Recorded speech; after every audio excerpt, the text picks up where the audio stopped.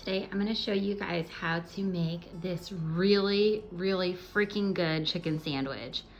I don't know about you, but if there's a chicken sandwich on a menu at a restaurant, I always order it. I'm a sucker for these. So I decided I would learn how to make proper fried chicken at home, but you know, with my little twist on it. So follow along and I'll show you how to make this glorious sandwich. So any really good fried chicken sandwich, the star of the show has to be the chicken. I mean, everything works so great in concert with the chicken, but we really want to focus on that. So the way that we are going to achieve a really juicy, lovely, tender chicken is we're going to brine it. Now, brining is when you use any kind of salted liquid to soak your typically poultry, chickens and turkeys and things. You soak it in for a number of hours so that it can really impart that flavor. And today we are going to use pickle juice. I happen to be a really big pickle fan. But even if you don't like pickles, using pickle juice as a brining liquid is just an easy shortcut to achieve that really nice texture and the really nice finished product. So I'm gonna show you raw chicken, so if you don't like it, just that's your warning to move along. So here is a bag of boneless, skinless chicken thighs that I've been brining in pickle juice for about 2 hours now, and I'm gonna continue to let those brine in the fridge while we put together all of the other ingredients. I'm using chicken thighs today because I think that they're great for a fried chicken sandwich, but you could use any cut of chicken that you like in this recipe.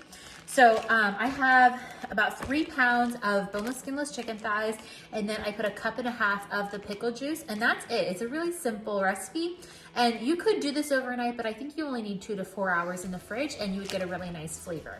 So I'm gonna pop this back into the fridge, and then let's work on our coleslaw. All right, this is a very simple coleslaw to make.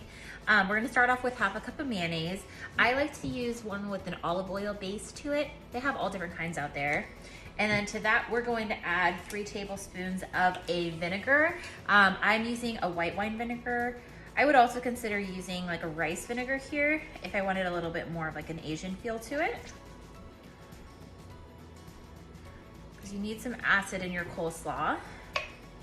We're gonna squeeze in these 2 cheeks of lemon.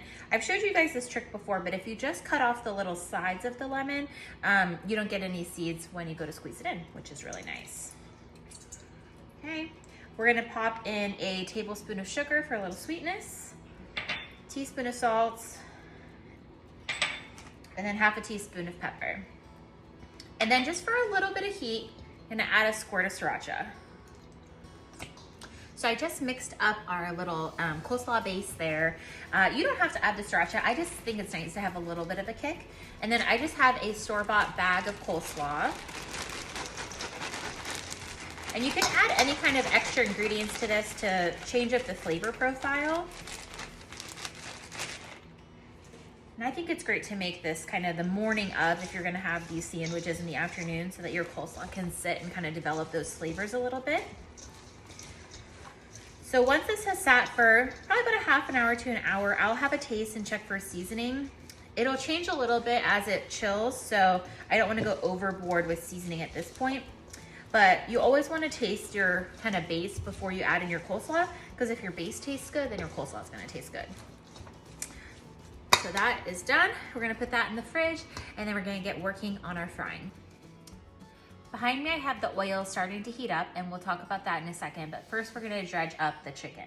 So I took out half of the chicken thighs because I'm gonna work with this in batches. So this is 4 chicken thighs, and I've pat them really well dry. And then we're gonna make up a seasoned flour. So I have 3/4 of a teaspoon salt, half a teaspoon pepper, and then half a teaspoon each of onion powder, garlic powder, and then cayenne pepper just for like a little bit of a kick. Because fried chicken is always good with just a little bit of spice in there. So I'm just going to stir that up real quick. And then next to the flour mixture, we have our buttermilk. I like using buttermilk with fried chicken because it has a little bit of a tang, because this sandwich is packed with flavor. So we are going to dredge in the flour, then in the buttermilk, then back in the flour. The reason why we're doing a double dredging is it's gonna create an even thicker crust on the outside of our chicken and give you that super duper duper crunchy exterior. So first in the flour, then we're gonna drop it in the buttermilk. Buttermilk is also great if you are like marinating the chicken before frying because it has that little bit of sour in there. It helps break down and tenderize the chicken. And we're gonna go back in the flour. Okay, so that is a double dredge. And it's gonna give us a really, really nice crust on our chicken. So I'll dredge up the rest of these, but I wanna show you how we fry one off. So I really like frying in a Dutch oven because it has super high walls, and so that helps cut down on any splattering of the oil. And today I'm using canola oil. You can use any light flavored oil. And you want to bring the oil temp to about 350, and you want to work in batches so that if you add too much chicken, it won't drop the temp of your oil. So I'm using a little meat thermometer to kind of get an idea of where we're at. You could use a candy thermometer if you had one of those. But my friend Krista taught me a little trick that if you don't have a thermometer but you're frying, a simple way to check whether or not your oil is hot enough is by putting a wooden spoon in the oil, and if it has bubbles around it, then that means that it's hot enough. So by both measurements, we're not there quite yet. So I just want to show you guys this little wooden spoon trick. Let's see if I can get a little closer. See those bubbles going up? So my thermometer is reading about 300, so I'm gonna let it go a little bit more, but that's just a nice trick if you don't have a thermometer.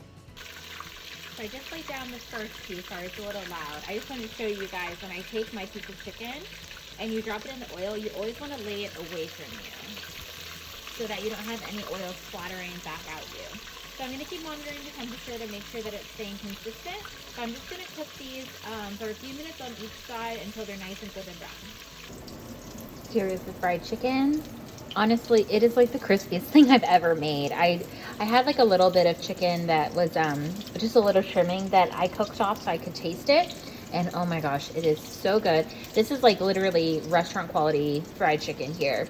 And then in the meantime, I decided that I was gonna make some hush puppies since I have the oil out and hot already. So I just made a hush puppy mix and I added some fresh corn to that. And I like to use an ice cream scooper to just drop them in the oil. So now we just have to assemble. So I like using a brioche bun for fried chicken sandwich. So I toasted this guy up. I buttered it, because why not? We're gonna grab a piece of chicken here. I'm going to top it. Actually, first we're gonna top it with the pickles. I love putting pickles on a sandwich for a little bit of added crunch. And also because we brined it in pickle juice, those flavors will play in together. And then we're gonna top it with our coleslaw. And pile it nice and high. So get more crunch, nice creaminess. Here we go. And then I have a little fancy toothpick to help hold it all together. Oh my gosh. How good does that look? That's a stuffed sandwich. I'm pretty excited. I'm gonna plate these guys up and we'll get them over to the table.